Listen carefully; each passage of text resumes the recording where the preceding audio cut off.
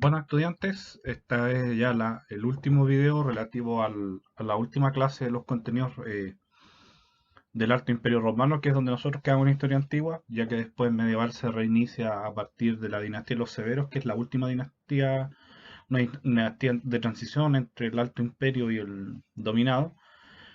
Bueno, los antoninos, ¿no es cierto? El siglo de oro del Alto Imperio, que así es como historiográficamente es conocido, como ustedes pueden ver ya en esta lámina que vimos en la clase del día de hoy, corresponden a esta dinastía que ustedes pueden ver en la parte inferior, a Nerva, que es un emperador, en realidad no lo vamos a tocar mucho, en realidad Nerva es un emperador de transición.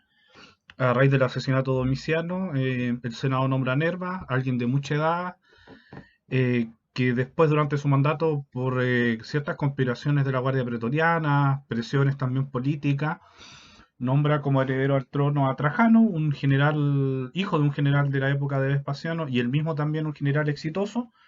De hecho, ayudó a sofocar un levantamiento militar en época de Domiciano. Se vuelve como una especie de personaje famoso en la época y adoptado por Nerva, ¿cierto? Para ejercer el poder. Después Adriano, familiar relativamente cercano de Trajano, pero adoptado en realidad por él. Antonino Pío, que también es adoptado por Adriano. Marco Aurelio, que también es adoptado por Antonino Pío. Y Cómodo, que es hijo natural de Marco Aurelio y Faustina la Menor.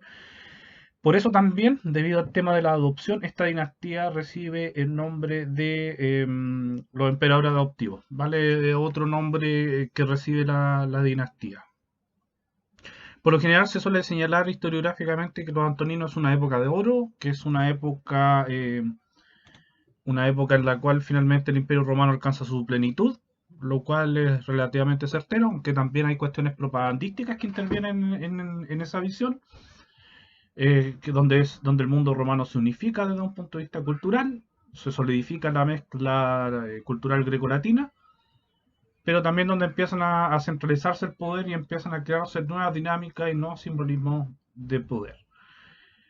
Sobre la ideología de la época en el Principado cambia relativamente un poco con la época de Augusto, que es lo que estuvimos viendo en la mañana. Para eso principalmente las fuentes son Plinio, su epistolario y el panegírico del emperador Trajano, Tácito, sus diferentes obras, ¿no? Los anales, su historia, la Germania y agrícola, principalmente.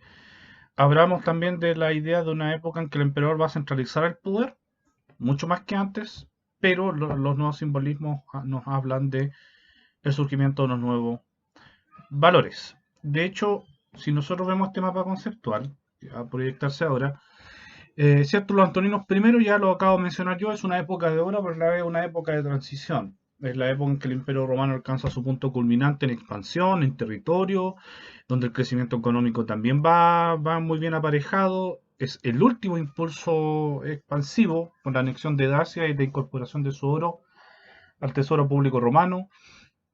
Es también una época así donde hay estabilidad en general en el sistema político y social, pero también va preparando y allanándose el camino para la existencia de una nueva época marcada por un imperio romano que va a ser catalogado como el dominado, debido a que el emperador va a dejar de ser el primer ciudadano y se va a transformar en un dominus et deus, ¿ya? De ahí viene la palabra el dominado. Entonces es una época de transición donde van a esperar algunos valores, en realidad ahí aparecen 6 valores que ustedes pueden ver en la margen izquierda, pero en realidad pueden ser más. Yo coloqué algunos ahí que aparecen constantemente en las acuñaciones monetarias de la época, en cómo estos emperadores definen su propaganda política, que son la abundancia, la libertas, la pax et victoria, la felicitas es laetitia, felicitas temporum y la Roma eterna. Son diferentes formas que tendieron a promover estos emperadores, la abundancia de la producción agrícola, la libertad, ¿cierto?, de los senadores y de la población para emitir opiniones sin ser reprimidos por ello, como fue en la época de los Julio Claudios con los crímenes de lesa majestad o la persecución de Vespasiano y Domiciano del filósofo. Paz y victoria, paz en el sentido de la ausencia de conflictos graves en el exterior, es una visión que yo en lo personal estoy tratando de desmitificar, pero eso es una noticia en desarrollo. Victoria sobre los enemigos tradicionales como los dacios, lo que se transforma en una época de felicidad y alegría. felicitas temporum, los tiempos más felices del Imperio Romano, lo que se traduce en una idea de que Roma es eterna, es decir, no tiene un plazo temporal, sino que Roma ha alcanzado su punto de desarrollo máximo y de ahí en adelante solamente queda su eternidad. Bueno, en esa época logró emerger la categoría del Optimus Princeps, que en realidad corresponde al emperador Trajano, que ya vamos a ver un poco a continuación, porque en realidad se destaca por tres cuestiones, ¿no? Por el éxito militar, donde derrota a enemigos históricos, y esa derrota de enemigos históricos se mantiene a lo largo del tiempo. Hago referencia en particular a que Trajano va a anexionar Dacia el año 106, Arabia el mismo año, ambas fuentes de ingreso importantes para el erario público que permiten avanzar en obras públicas, en otro tipo de cuestiones también, pero también no solamente lo militar, sino que también el gobierno civil, basado en una administración benigna centralizada, pero ya no con una burocracia de liberto, sino que ecuestre, más profesional, que aumentan el poder cierto del emperador romano frente a sus pares.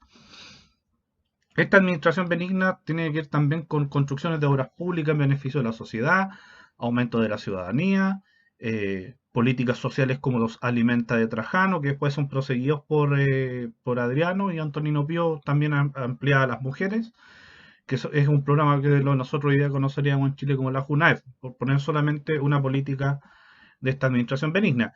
Pero también es una época que este Optimus Princeps es humano o civilizado, la humanitas, que vendría a ser así como el sinónimo de la educación pública griega, que permite finalmente también que el proceso de romanización culmine. Hablamos, por tanto, que en la época antonina y en el siglo II estamos hablando de un imperio romano totalmente romanizado y culturalizado en un solo tipo de cultura. Por tanto, se alcanza el punto máximo de ese proceso.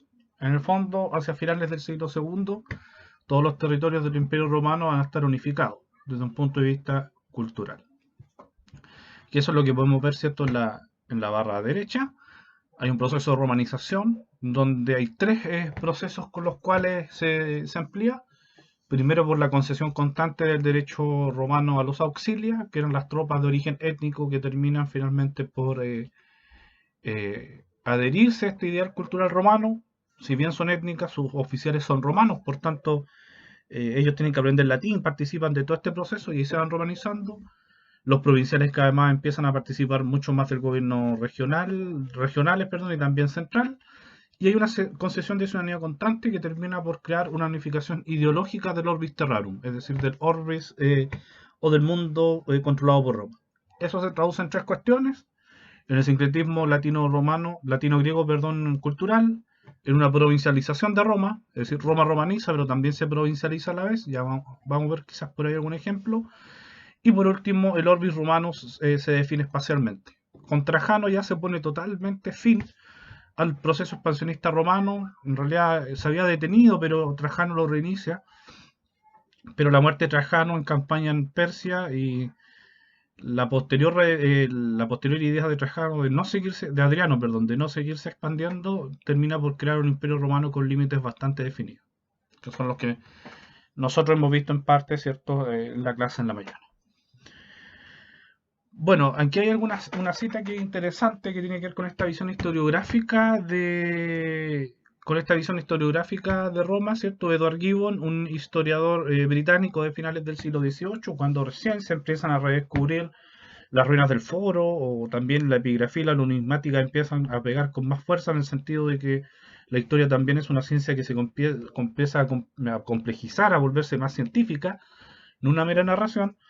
Y él crea esta idea de época de oro que ha procedido hasta nuestros días, y dice que en el segundo siglo de la era cristiana abarcaba el imperio de Roma la parte más florida de la tierra y la porción más civilizada del linaje humano.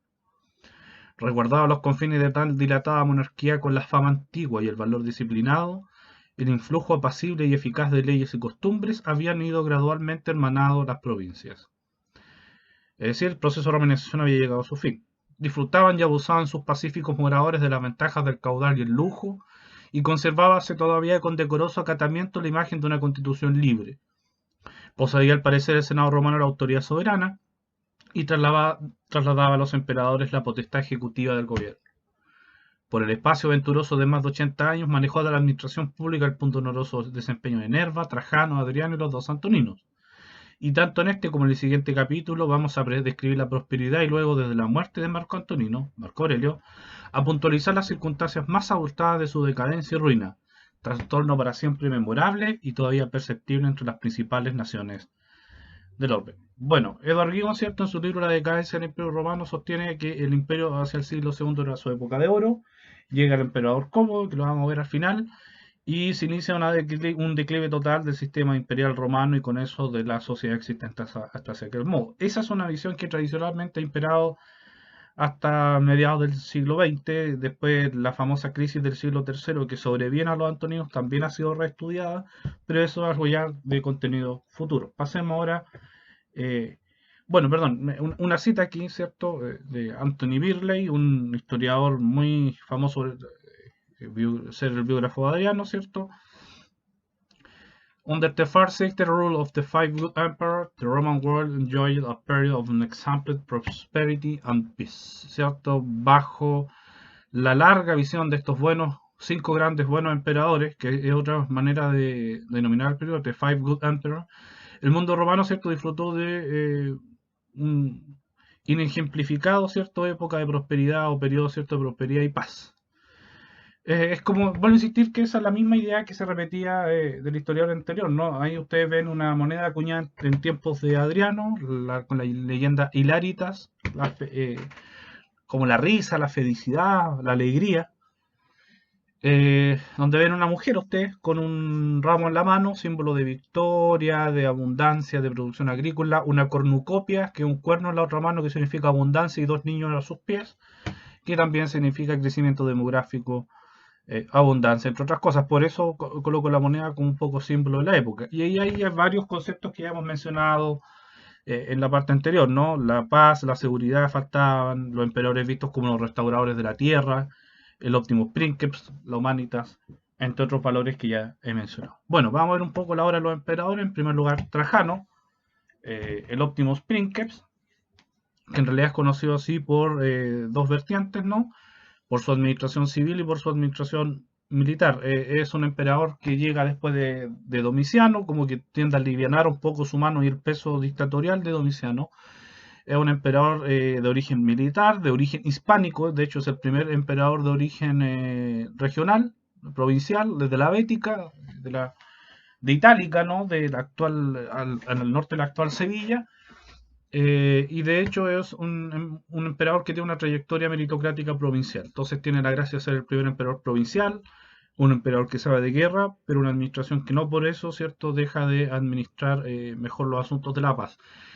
Ese valor de administrar esos dos conceptos al mismo tiempo es la moderatio, la moderación. Y Trajano cumplía con los ideales que van a plantear los ideólogos de su época, Dion Crisóstomo, Plinio, que ya lo hemos visto, y Tácito. Y eso le lleva aparejado a ser el mejor de todos los gobernantes. Bueno, hay un Optimus Princeps desde lo civil, ¿no? Ustedes pueden ver en la foto que tiene que ver con la administración, lo que ven ahí es el famoso mercado de Trajano en Roma, que lo que ustedes ven al fondo son distintos puestos que se construyen, que en el fondo llegan producto de distintas partes del orbe romano, ¿cierto? Llegan a Roma y en Roma se distribuyen a la población. En el fondo, el emperador que garantiza la paz, desde un punto de vista militar, obviamente, para que el imperio siga este camino y recorrido de crecimiento económico y bienestar para la población. También desde el punto de vista civil tiene que ver con que se lleva bien con el Senado, que no pasa a llevar sus decisiones, que respeta las tradiciones antiguas del Senado, que recoge y hace participar también aparte del Senado en su toma de decisiones. Muchos senadores participan de las guerras. El clan llamado, entre comillas, llamado el clan hispánico, participa de estas decisiones. Entonces es un emperador bastante querido desde el punto de vista civil por la administración. Pero donde Trajano más se va a hacer conocido, ¿cierto?, es en lo militar, donde, vuelvo a insistir, Trajano lo primero que hace cuando es adoptado es una pequeña campaña en Germania, el 96-97, después en 102, 103 una campaña en Dacia que culmina el año 106, con la anexión del reino de Dacia, que era una región muy rica en oro. Por tanto el Imperio Romano se ve favorecido por una cantidad de oros y esclavos nunca antes vista desde hace mucho tiempo, y eso permite, por ejemplo, construcciones como la anterior mercado de Trajano.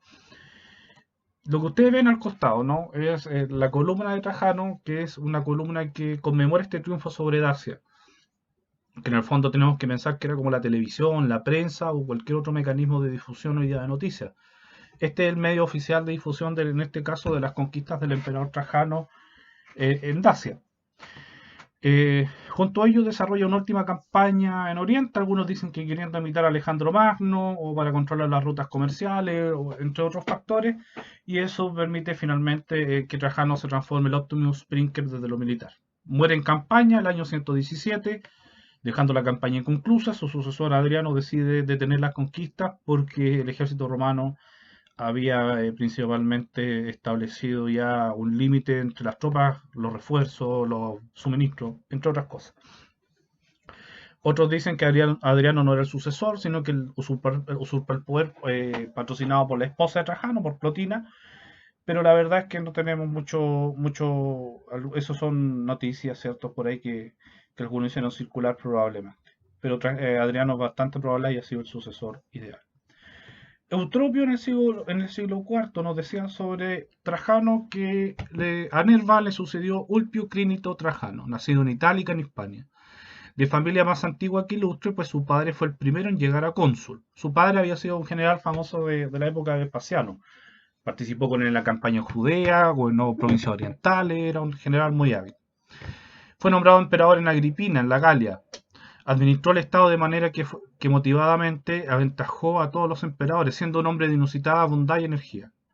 La idea de la energía, de que el Imperio Romano deja a estos emperadores un poco encerrados en sí mismo y que el Imperio Romano vuelva a retomar su curso histórico. Amplió a lo largo y a lo ancho las fronteras del Imperio Romano, que después de Augusto habían sido defendidos más que ampliados notablemente. Reconstruyó ciudades más allá del Rin, en Germania. Otra parte también asociada al gobierno civil de Trajano tiene que ver con la instalación de una serie de nuevas colonias a lo largo de todo el mundo romano. Sometió la Dacia después de vencer a Decébalo y creó una provincia tras el Danubio en los territorios que ahora tienen los táifalos, victógalos y tervingos. Esta provincia tuvo 1000 millas en círculo. Reconquistó Armenia, que habían ocupado los partos después de matar a Porto Masiris, que la gobernaba. Dio rey a los albanos, recibió como aliados a los reyes de los íberos, de los saurómatas, de los bosforanos, de los árabes, de los osroenos y de los coicos. Conquistó a los carduenos y marcómedos y ocupó Antemucio, una gran región de Persia, Seleucia, Ctesifonte y Babilonia. Venció y controló a los mesemos. Llegó hasta las fronteras de la India y el Mar Rojo y creó allí 3 provincias. ¿Cierto? Esta leyenda como Alejandro Magno de Conquistador es lo que nos quiere decir. Armenia, Siria y Mesopotamia con los pueblos que limitan con Madena. Después convirtió a Arabia en provincia, situó una flota en el Mar Rojo para que con ella saquee las costas de la India. Sin embargo, superó su gloria militar con su facilidad y moderación. Bueno, esta es la típica semblanza de Trajano como emperador. Un emperador victorioso en la guerra, pero que finalmente la paz es la que lo hace también ser mejor de los gobernantes en la tierra. Bueno, cuando Trajano muere le sucede Adriano, que apenas asume. Hay una acuñación que se le llama el Restitutor Orbis Terrarum, que yo me quiero asir de ese dicho, porque Adriano en el fondo es el que le toca reconstruir un poco este mundo desgastado por las guerras de Trajano. Roma obviamente había gastado e invertido recursos en estos conflictos y Adriano decide pasar de la mirada externa a la mirada interna. ¿Ya? De hecho, lo más importante de Trajano son sus viajes, quizás es su punto decisivo. Adriano es el primer emperador del mundo romano en recorrer todo el Orbis Terrarum. Recorrerlo, visitar, inspeccionar, vigilar, conocer a las personas, recibir a las personas, empalparse de las culturas locales, entre otras cosas. De hecho, Adriano es definido como multiplex formis, algo así como que Adriano asume muchas formas. Puede ser arquitecto, músico, poeta, escritor, historiador, político, emperador, artista y miles de otras cosas más. Bueno, sobre Adriano, Víctor Duruy, un historiador francés, dice que Adriano fue un génie de la paz fécondat tout le sous de la richesse publique, que fue un genio de la paz, esta idea de contraposición entre la guerra de Trajano y que Adriano impone la paz, una nueva paz romana, y esa paz finalmente fecundó, ¿cierto?, todas las fuentes, ¿cierto?, de la riqueza pública. En el fondo, esta idea de cerrar el conflicto, traer la riqueza traer la riqueza de vuelta a Roma, crear nuevas fuentes de riqueza, y aparte de eso, perdón, voy a cerrar. Y aparte de las nuevas fuentes de riqueza, obviamente distribuirla en el público en las provincias, en otros tipos, en otras regiones incluso. ¿Qué más se puede decir de Trajano? Por ejemplo, Anthony Birley, biógrafo del emperador, como ya lo he comentado recientemente, decía que al margen de sus logros, sus giras incansables por las provincias hicieron de Adriano el monarca más visible de todos los tiempos del Imperio Romano. Adriano es el primer emperador en recorrer el Imperio Romano y eso lo tornó en quizás en un dios en la tierra, como el primer emperador que fue conocido por las personas. En un mundo en que no había redes sociales, donde el emperador no era de carne y hueso, sino que estaba en las monedas, que estaba en la epigrafía, en las estatuas, pero no presencialmente.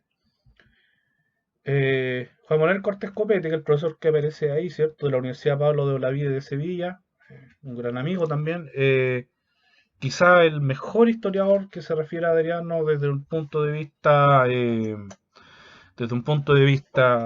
iberoamericano, quizá el mejor historiador que hable de Adriano en lengua castellana, ¿cierto? Señala que la interacción entre Roma y las provincias, entre las provincias y Roma, es la creación de una nueva identidad colectiva para todo el imperio, debe ser eje fundamental de la explicación.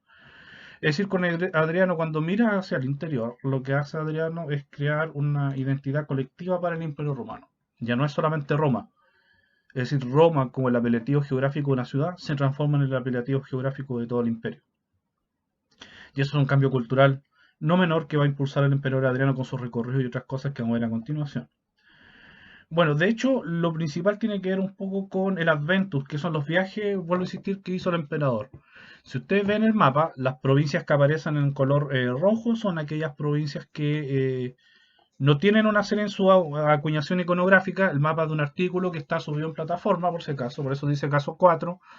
Y las que están en verde sí. En verdad sabemos que visitó otras regiones que no están en estas acuñaciones, pero es para que ustedes se den cuenta un poco gráfico. Por ejemplo, visitó Capadocia, las Germanias que no están en las acuñaciones, pero más o menos que se den cuenta ustedes todo el universo romano al cual visitó el emperador Adriano, es decir, no es menor. Si nosotros son dos grandes grupos de viajes. Por ejemplo, el primero, Adriano está en Siria, vuelve, en realidad son 3 ciclos en realidad, pero el primero, que es cuando él está en Siria con Trajano y muere y vuelve a Roma, no lo contamos. Bueno, sale de Roma un 21 de abril del 121, día de la fundación de Roma, va al Limes Germanicus, el 121-122, donde empieza a fortalecer la frontera con un muro. Es decir, ya los límites no son solamente la naturaleza, sino que son límites creados por los romanos. El 122 lo encontramos en el norte del mundo, en Britania, que sería nuestro equivalente a la Siberia actual, podríamos hablarlo, donde empieza la construcción del llamado Muro de Adriano en Inglaterra. Visita la Galia, visita su tierra natal Hispania, donde entre ellos Itálica, donde entre otras cosas Itálica se convierte en una de las ciudades más importantes del imperio, según lo que sostiene el profesor Cortés Copete. Navega por el Mediterráneo, va a Siria para manejar maniobras diplomáticas contra los partos, visita los Capadocia, pasa el invierno en Atenas celebrando unas ceremonias públicas, los misterios de Eleusis, o entre otras, y vuelve a llegar a Roma. ¿Cierto? Estoy tomando como base el artículo de Ronald Syme, ¿cierto? The Journeys of Adrian, ¿cierto? Que es quizás la síntesis de los recorridos. En estos recorridos visita tropas, visita templos, supervisa construcciones, se reúne con los provinciales, se reúne con la sociedad, atiende juicios, escribe, entre otras cosas. Y un segundo ciclo de viaje que uno podría ver en este mapa, que es un viaje hacia Oriente, ¿no? Que lo llevó a Egipto, donde muere una especie de amante, algunos sostienen un amante, una relación amorosa que tuvo con un joven vitinio, Antinoo, ¿cierto? Que muere, no se sabe si por sacrificarse, por darle más vida al emperador, si sufre un accidente, pero en realidad Adriano sale en Roma el 127, el 128 lo tenemos pronunciando un discurso a las tropas en África. Por eso sabemos que Adriano se dirigía a las tropas, a pesar de no ser un emperador expansivo, sí era un emperador militar, ya que conocía toda la realidad militar del imperio. El documento se llama la Exercitatio. Pasa en Atenas, visita Medio Oriente, Egipto, donde ya comenté lo que acaba de pasar el 130, y cuando va de vuelta a Roma, los judíos se rebelan no en Bar Kokhba y Jerusalén finalmente en una guerra entre 132 y 135. Se sofoca esto con grandes pérdidas para Roma y los judíos. Cuestión que ya he comentado y ustedes pueden ver en YouTube en la presentación del congreso que tuvimos hace 2 jueves atrás. Bueno, una de las obras yo les comenté que era el muro de Adriano, que en el fondo son una parte de estas creaciones de Adriano de ponerle fin al mundo no de una manera natural, sino de una manera concreta, pero hecha por el ser humano, para separar lo humano de lo bárbaro, Romanosque bárbaros que dividere, como dice la historia augusta. Y este muro era un muro que cortaba la isla en dos, ¿cierto? Era un muro que tenía las siguientes características. Veamos una imagen para que ustedes se den cuenta. Por ejemplo, eso no es la imagen tradicional, era un muro de piedra, se estima de que 4 o 5 metros de alto, pintado en blanco para reflejar, ¿cierto?, sobre los enemigos. Y en sus creaciones hubo una situación similar en África, el Fossatum Africae, en Germania el Valum, la valla o el muro. Bueno, muchas de estas cosas ustedes las pueden encontrar en el documental Metamorfosis, ¿no? Que les comenté en la clase del día de hoy. Por ejemplo, aquí hay una inscripción sobre este muro, ¿cierto? Divorum omnium filius, imperator César, Trajanus, Adrianus, Augustus, que sé yo, el divino de todos, el hijo divino de todos, los anteriores, obviamente Nerva y Trajano. El emperador César, Trajano, Adriano, Augusto, por la necesidad impuesta para conservar dentro de los fines por divinos preceptos, ¿cierto? Diffusis barbaris, expulsó a los bárbaros, recuperó la provincia y añadió los límites, ¿cierto? Entre los dos océanos, ¿cierto? Y están las millas, ¿cierto? Y participó en eso. ¿Quién lo hizo, ¿cierto? Las obras se hicieron con el ejército de la provincia, ¿cierto? Bajo el cuidado de Platorio Nepote, legado Augusto, ¿cierto? Para esta provincia. ¿Vale? Que es un poco la leyenda. Con Adriano también, otra cuestión que pasa es los avances más grandes en el proceso de romanización, la integración provincial, que son algunas cuestiones que vamos a ver. Esta es una imagen que está en el Museo Capitolino en Roma, en el Palazzo del Conservatori, que muestran a Adriano recibiendo un orbis terrarum como de los soldados de la tierra. ¿Vale? Esa es la idea y la premisa fundamental de su periodo. Bueno, lo primero es ver ¿por qué hablamos de provincialización? Según Mason Hammond, un historiador que estudió epigráficamente la distribución senatorial romana, llega a la siguiente conclusión. Con Vespasiano, solo un 16% de los senadores era provincial. Con Domiciano, el 23%, y con Adriano ya estábamos en el 43%, o sea, prácticamente la mitad. O sea, por eso hablamos de un proceso de provincialización e integración a raíz de esta integración de los provinciales en todo el aparato público estatal romano. Por otro lado, también Adriano mandó a representar las provincias y ponerla en igualdad de condiciones a Roma. De hecho, aquí también en la imagen se ve una parte del templo de Adriano que todavía está en pie en Roma. De hecho, hoy día fue en parte de la Bolsa de Roma. Es una representación de una provincia que estaba en el templo, que ahora está en el Museo Capitolino. Pero también las provincias fueron representadas a través de acuñaciones. Por ejemplo, de Hispania, Asia. Bueno, no se ven muy bien, ustedes pueden buscarlas, ¿no? Por ejemplo, Hispania con un ramo de oliva en la mano, un conejo que no se ve muy bien, símbolo de la provincia, la oliva también. Asia con un timón en la mano, el emperador yendo a África, África, ¿cierto? Con muchos símbolos de feracidad, Egipto con el sistrum, que era el instrumento de Isis, y un gavilán, ¿no? Una cesta con producción. O podemos ver la siguiente, que por ejemplo, las provincias restauradas, ahí está, ¿cierto? Adriano como el levantador de las provincias, Dacia defendiendo el imperio, Mauretania que es un soldado con un caballo, o Britania, ¿cierto? La idea del muro defendiendo las provincias del imperio romano. O sea, hablamos ya de que no solamente esta cuestión es defendida por Roma, sino que principalmente también existe vamos a apagar la luz a ver si se ve mejor. Ahora que se fue el sol. No hablamos solamente, por tanto, de Roma como una cuestión propia de Italia, sino que Roma también como un tema ya expandido a otras provincias. En el fondo, estas imágenes de las provincias son fundamentales. sobre, por ejemplo, la romanización. Tenemos una carta de época de Marco Aurelio, que lo vamos a ver después, que dice, una carta dice, de la tabla vanacitana. Los segrenses eran nativos del actual Marruecos, Argelia. Marruecos, Argelia, digamos, en el desierto del Sahara cercano.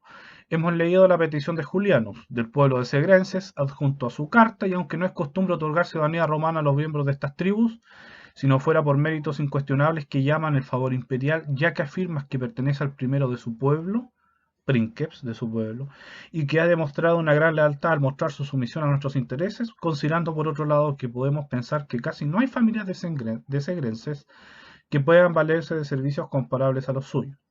No dudamos en otorgar la ciudadanía romana salvaguardando las leyes locales al propio Julianus, a su esposa Sidina y a sus hijos Julianus, Maximus, Maximinus y Diogenianus.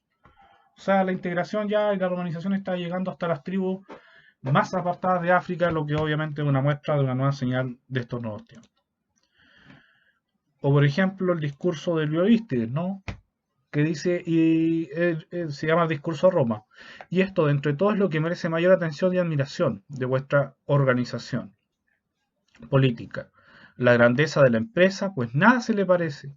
Después de haber dividido en dos partes a todos aquellos que están en el imperio, y al decir esto me refiero a todos los ocúmenes, por una parte, a todo aquel que fuese muy elegante, linajudo y poderoso en cualquier parte, lo hiciste ciudadano, y hasta vuestro congénere, mientras que el resto quedó como súbdito gobernado. Y ni el mar ni toda la tierra que se interponga impiden obtener la ciudadanía. Y aquí no hay distinción entre Asia y Europa. Todo está abierto para todos. La idea de unidad, unificación cultural. Pues ni los escollos marinos, ni las islas quelidonias, ni Cidaneas sirven de límites a vuestro imperio, ni la carrera que en un día pueda hacer un caballo hasta el mar, ni reinar sobre límites fijados, ni ningún otro ha ordenado públicamente hasta dónde debéis gobernar, sino que el mar, es decir, vuelvo a insistir la idea, Roma, Adriano determina dónde se detuvo el imperio, dónde construyó esa frontera. Lo humano, no lo natural, sino que el mar se extiende como una franja tanto en medio de la ecúmene como también de vuestro imperio. Es decir, la tierra habitada y la ecúmene, el lugar civilizado del imperio romano. Todo lo que está afuera no clasifica. En torno a este, los grandes continentes se han situado ocupando un gran espacio, ofreciendo siempre algo de lo que allí se produce. De toda la tierra y de todo el mar nos traen los frutos de todas las estaciones, y cuando ofrecen todas las regiones, ríos, lagos y arte de los helenos y de los bárbaros, de manera que, si alguien quisiera ver todas estas cosas, sería necesario que las contemplase, o bien recorriendo toda la ecúmene, o bien encontrándose en esta ciudad. Es decir, la idea de Roma como una ciudad global. Piensa en una especie de Nueva York donde están los productos de todo el mundo en un solo lugar. ¿Vale? Eso es lo que esto nos está diciendo Heliodíctides. Un siguiente texto que también habla de la romanización son los diplomas militares, ¿no? Que son como estos soldados que no eran ciudadanos romanos, al terminar sus 25 años de servicio, reciben este documento que ustedes ven en la imagen, que es una tabla, por eso se llama diploma, donde se le concede ciudadanía. Por ejemplo, bueno, no lo voy a traducir entero, pero para que lo logren entender, por eso está que es el emperador César, hijo del divino Nerva, Trajano, Augusto, Germánico, Pontífice Máximo, en su cuarta potestad tribunicia, cónsul por tercera vez, padre de la patria. A los soldados y caballeros que militan en algunas de, de estas tres alas o de estas 19 cortes que se llaman, qué sé yo, todos los soldados algunos soldados que estaban donde, por ejemplo, en la primera Cretum, la primera Montanogorum, en la Tracum Siriaca, si dan cuenta son tropas étnicas, la primera de Cretense, la primera de Montanos que son de la actual Nórico en Suiza, la Tracum Siriaca mezcla entre tracio y sirio, la segunda Hispanorum, la segunda Ganorum, Macedonia, y así podríamos seguir, y aquí y acá abajo, ¿cierto? Se les reconoce, ¿cierto? Se les da, ¿cierto? Dismisa, honesta misión, es decir, ya cumplieron su misión, ¿cierto? Y por eso se le entrega la ciudadanía de Roma, ¿cierto? Erum civitatim dedit, ¿cierto? Se le da a él para que tengan derecho a matrimonios con sus esposas, ¿ya? Entonces ahí tenemos la conversión de alguien que no era ciudadano y se convertía en ciudadano romano. Otra forma de ser. Bueno, vamos avanzando para ir ya más o menos terminando. Por último, penúltimo, Antonino Pío es solamente una época de administración. En realidad es la época. Adriano tenía otro sucesor, que era Helio César, que muere de tuberculosis el año 138 y se ve obligado a adoptar a Antonino Pío como una solución de transición que permita que acceda al poder uno de los dos jóvenes. Hay una discusión Lucio Vero, hijo de Helio César, o Marco Aurelio, que era uno de sus familiares. Antonino Pío casó a su hija Faustina la Menor con Marco Aurelio y él fue el elegido para gobernar. Pero si bien Vero César, Lucio Vero lo acompañó como coemperador durante 9 años hasta la muerte de Lucio Vero. ¿Qué se ha dicho Antonino Pío? Duruy, historiador que ya hemos citado, y esta es la imagen general de Antonino Pío, a pesar de que yo soy bastante crítico con ello, dice: Durant ce règne de 23 ans, l'empire d'un père profond. Et les sujets reconnaissants regardèrent l'État comme une grande famille gouvernée par les mesures de paix. Un contemporain Pausanias voulait que l'emperador fût appelé la père du genre humain. ¿Cierto? Durante su reinado de 23 años, el imperio disfrutó de una paz profunda y los sujetos reconocieron aquello. Como parte de un gran estado, ¿cierto? Como una gran familia gobernada por el mejor de los padres. Un contemporáneo, Pausanias, señalaba que el emperador fue llamado como el padre del género humano. La verdad es que Antonino se destaca principalmente por la estabilidad y mantener la situación del Imperio Romano de época de Adriano sin hacer muchas innovaciones. Es un emperador que hemos perdido muchas de las fuentes que se refieren a él y por tanto también eso hace compleja su historia. La verdad es que es una figura histórica que recién se está redescubriendo nuevamente. Eso nos lleva directamente al siguiente emperador, Marco Aurelio, forjado para la paz, educado y forjado para la paz más que para otra cosa. Y en ese caso lo que le ocurre a Marco Aurelio es que tuvo que pasar principalmente su época luchando. Ahí vemos saliendo a la guerra. Lamentablemente, cuando accede al trono, los persas atacan. Entre 161 y 165 hay un gran conflicto contra los persas que termina porque el 165 estalla la peste antonina. Voy a hacer una pequeña cápsula de la peste antonina para compararla con nuestra peste actual. Obviamente la peste antonina fue mucho más grave, 10 al 15% de mortalidad, 5 millones de muertos, con muchos episodios. Como los soldados volvían de la guerra contagiados, esparcieron prácticamente a todo el mundo conocido en aquella época la peste. Bueno, la guerra, pero lo que principalmente va a costarle tiempo y preocupaciones a Marco Aurelio, la guerra en el norte, la peste antonina que he mencionado, que finalmente hacen que el imperio entre en una espiral. Bueno, ese es un ataúd, podríamos decirlo así, una caja mortuoria que tiene esas relieves de la guerra contra los germanos.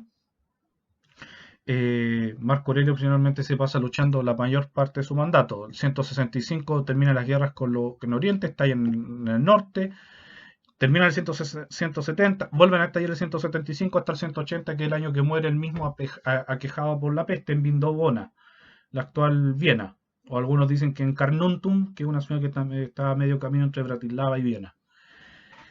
Bueno, la cuestión es que Marco Aurelio se lo pasó luchando, a pesar de haber sido un emperador filósofo que escribió un texto muy famoso, Las Meditaciones, que prácticamente muchos líderes mundiales la han ocupado. Fue un emperador estoico, esa es la filosofía que trataba de propugnar él, un poco negativa, como ahora en la siguiente cita. Nos dice en sus meditaciones: Hipócrates, después de haber curado muchas enfermedades, se enfermó él también y murió. Los caldeos predijeron la muerte de muchos y también a ellos le alcanzó el destino. Alejandro, Pompeyo y Cayo César, después de haber arrasado hasta los cimientos tantas veces ciudades enteras y destrozado en orden de combate numerosas miriadas de jinetes e infantes, también ellos acabaron por perder la vida. O sea, hablamos que finalmente Marco Aurelio tenía una visión negativa de la vida, producto de que terminó por acabar luchando. Impulsó también varias medidas humanitarias, dicen algunos. La economía entró en crisis producto de la muerte de personas, y eso empezaban a entrar los bárbaros, por llamarlo de algún modo, a habitar estas regiones despobladas. Empezó un clima de bandidaje muy fuerte.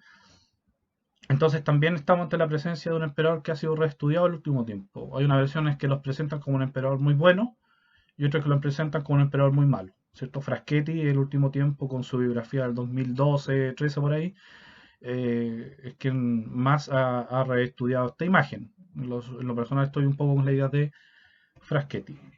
Bueno, y por último, para finalizar la dinastía y terminar el periodo, Marco Aurelio muere luchando. Cómodo, su hijo, asume el poder, se retira de la Germania. Algunos dicen que para volver a disfrutar los placeres de Roma, lo cual es mentira. Soluciona algunos problemas acuiciantes que tenían al frente, llega una paz con los germanos en estas guerras que eran prácticamente interminables, y decide volver a Roma, donde no se sabe si sufría problemas mentales, pero se enfrentó muy fuertemente al Senado, lo que obviamente su imagen histórica fue deformada y transformada en un vicioso. Fue bastante querido por el pueblo, de hecho se hizo llamar Hércules, trató de cambiarle el nombre a Roma supuestamente, era disfrutada de los juegos de gladiadores, por eso aparece tan personificado en la película Gladiador. De hecho aquí está vestido como Hércules, quizás la principal estatua que tenemos de él, como en el León de Nemea, vestido. Pueden leer un artículo que está en el campus virtual que se llama Cómodo, ¿cierto? Y una decisión estratégica donde un poco se habla de la imagen histórica de Cómodo en las 4 primeras páginas para saber más de él. Lo que nos interesa saber a nosotros es que con Cómodo se inicia un periodo de decadencia del Imperio Romano, de las estructuras, en realidad más que decadencia, de recambio de las estructuras tradicionales, que va a culminar el año 192 con Cómodo asesinado y el inicio de una nueva guerra civil que la va a ganar Septimio Severo, pero eso ya es materia futura. Lo que siempre se ha discutido, y aquí hay una imagen de una película que se llama La caída del Imperio Romano del año 1964, es que la mayoría dice que el año 1960, perdón, que con Cómodo el Imperio Romano llega a su fin y se inicia un periodo de caída o de decadencia, lo cual es una cuestión que vamos a discutir en medieval con aquellos que aprueben. Bueno, pronto le estaré informando del día en el que nos podremos encontrar vía virtual para así poder resolver dudas o profundizar los contenidos vistos aquí.